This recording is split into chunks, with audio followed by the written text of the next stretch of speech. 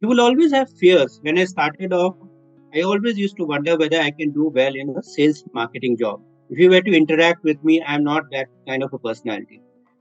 In fact, in my very earlier in my career, I was quite an introvert. I used to think I cannot be an Eureka Forbes salesman. I can't sell you a comb to a person who is bald, or I cannot sell a fridge to a person who in an Eskimo, right?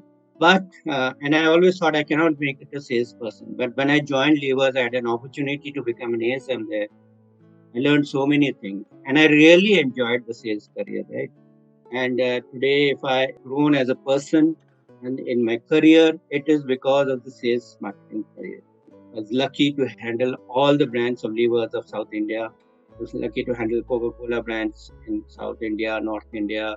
I was head of national sales of head of telecom, etc. Every stint I made. And then when I took on the CEO role, it was always in sales focused organization.